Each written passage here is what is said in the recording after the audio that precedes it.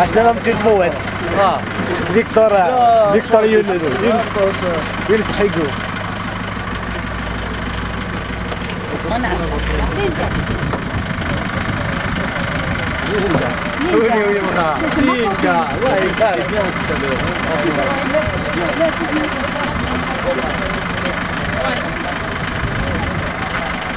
Merci de nous accueillir.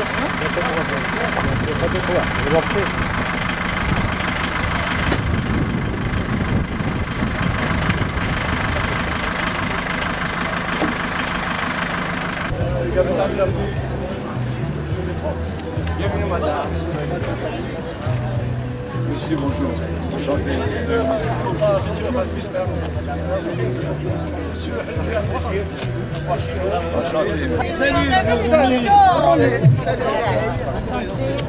Oui. Ah. C'est beau aussi. Comment voyage? Ah ouais. Du monde, c'est magnifique. Suivant.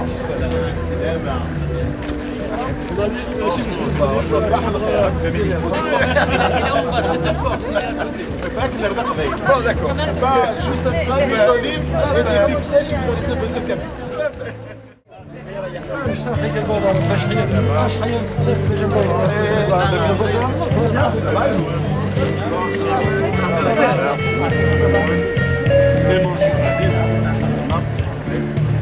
Chez moi, je dois croiser les bras, ça porte malheur. Ah bah, alors,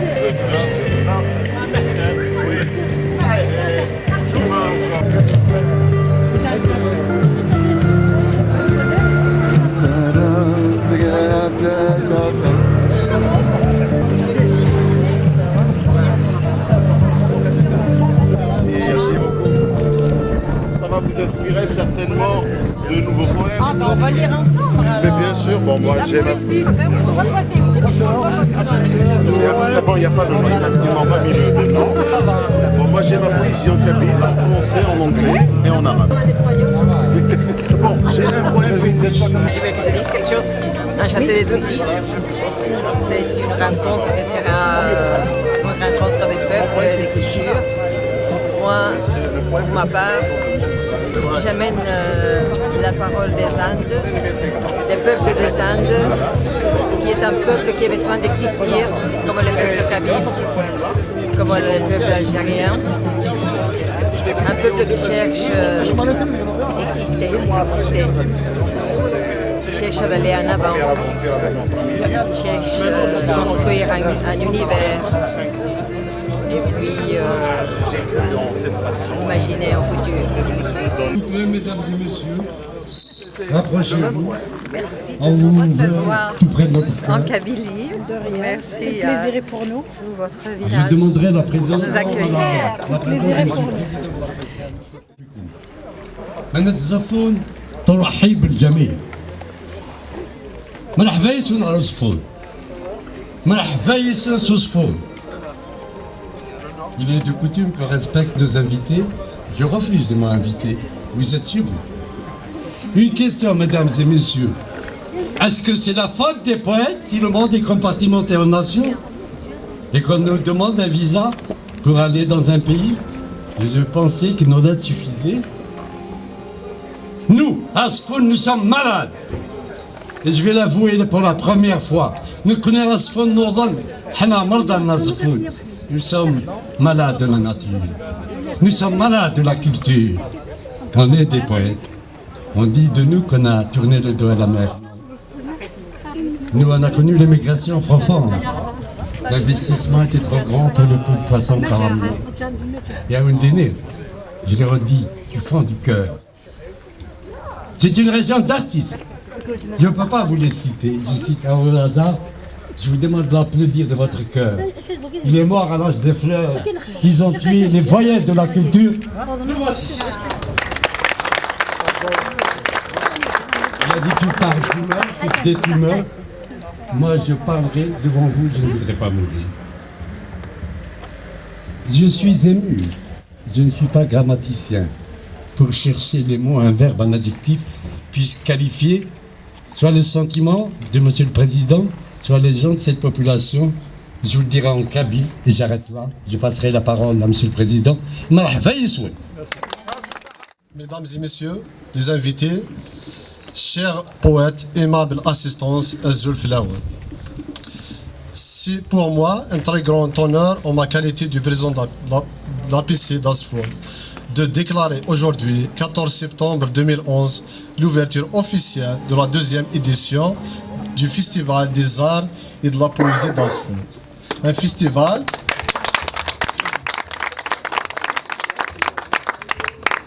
festival qui réunit les bards de la poésie mondiale venus de France, de Corse, de Canada, d'Iran, de Tunis, d'Équateur, de notre cher Kabylie et de nos villages voisins d'Asfoun.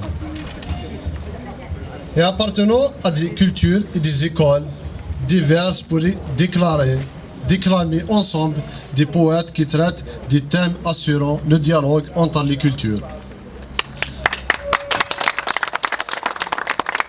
Permettez-moi d'emblée de saisir l'occasion pour vous souhaiter la bienvenue à Asfoun, terre d'accueil, d'échange et de rencontres, également terre de tolérance, d'hospitalité et de générosité, baptisée ville de l'art et des artistes.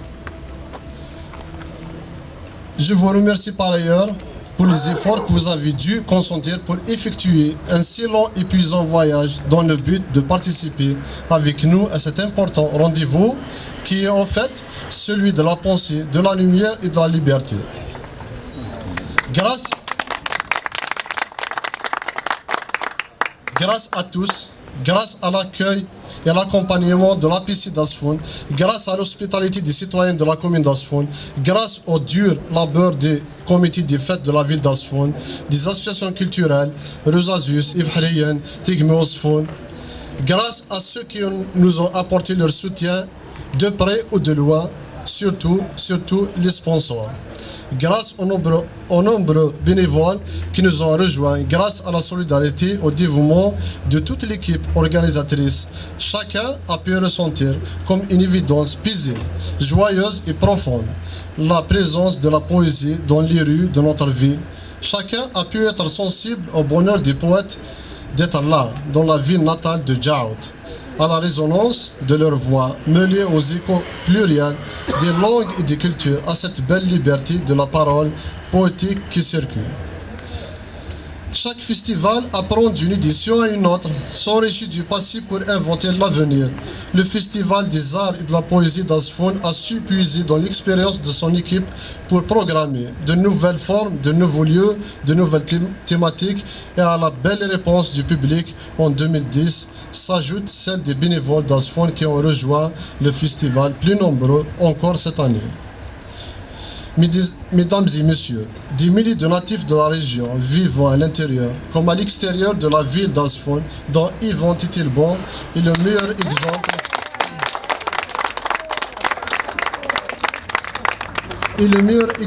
Partageront avec nous les agréables instants de ce festival et sans aucun doute, vous serez à la hauteur des attentes de tous.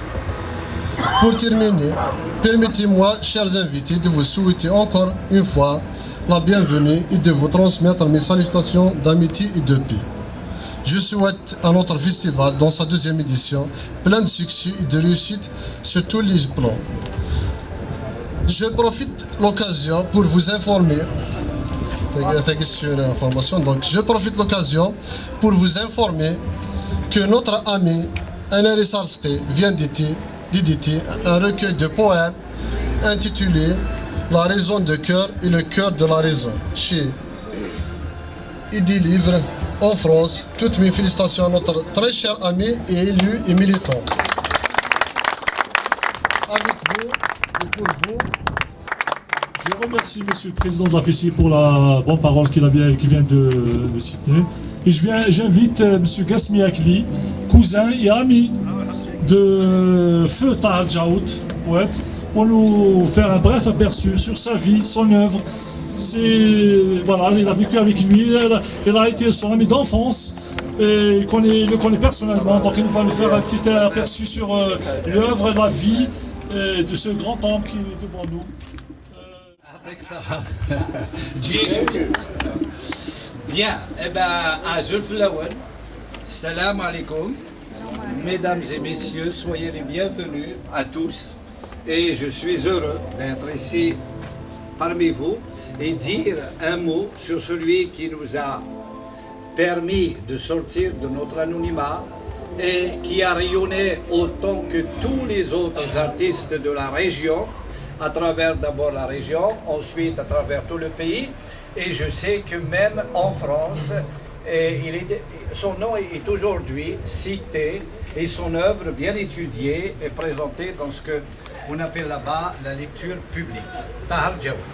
Mais avant de commencer, je voudrais saluer et remercier de tout cœur les autorités, les différents animateurs, les différents comités qui ont eu l'idée géniale de créer cette rencontre où on parle de culture, alors que jusque-là, ce sont malheureusement un monde osophagique où règne l'argent, où le profit est le seul qui est cité.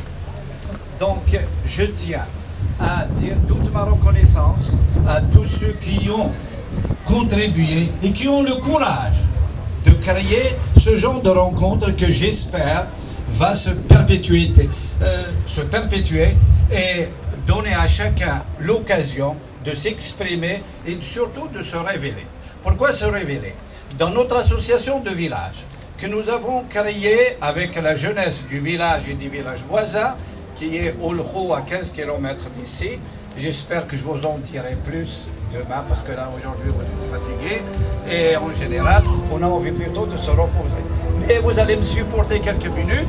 Et Tahar Djaoud, qui est ce nom, c'est un enfant de chez nous, né le 11 janvier 1953. Voilà, j'ai retenu la date et j'ai pu la retenir. Dans un village d'une famille très modeste, comme nous tous.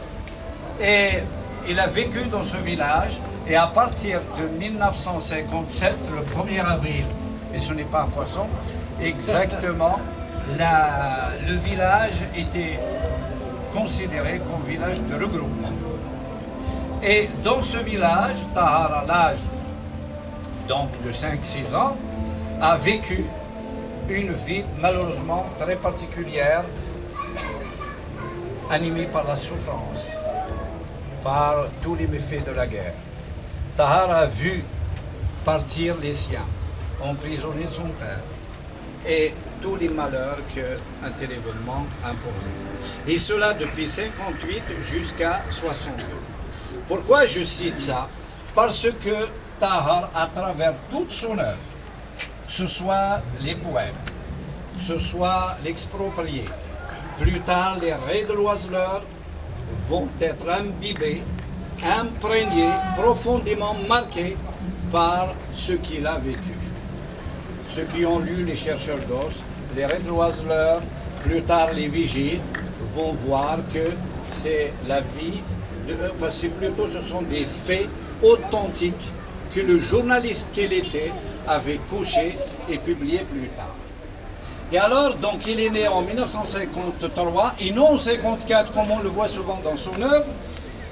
Et puis, qu'est-ce qui s'est passé?